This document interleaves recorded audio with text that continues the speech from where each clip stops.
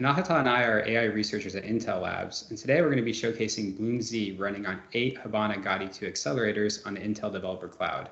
BLOOMZ is one of the largest open source language models available today. It has over 176 billion parameters. It was trained to provide short and concise answers to human instructions, so today we're going to be showcasing it in the context of providing approximately paragraph-length answers to questions that we pose. To get started, maybe let's ask BLOOMZ a generic question on how something works, like how does a telescope work? Sure, so I'm going to type, how does a telescope work in this terminal window that you see at the top of my screen. And then in the terminal at the bottom, you're going to see the response from BLOOMZ, along with some diagnostic information about how long the query took, including information that it generated approximately 25 tokens per second. So here we can see that the response from BLOOMZ elaborates that a telescope works by magnifying distant objects using lenses and mirrors. And it also mentions that it's an optical instrument that can be used to see distant objects more clearly than with the naked eye.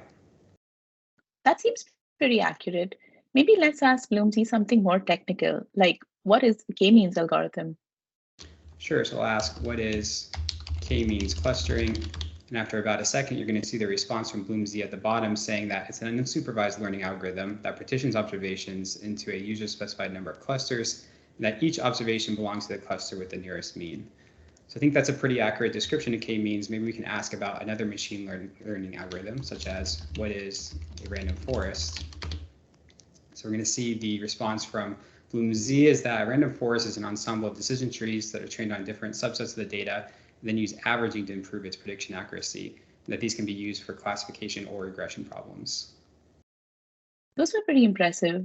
This wraps up our live demo of BLOOMZ running on Habana Gaudi2 accelerators. To use Gaudi2 for your future AI workloads, check out Intel Developer Cloud, where it's available to use today.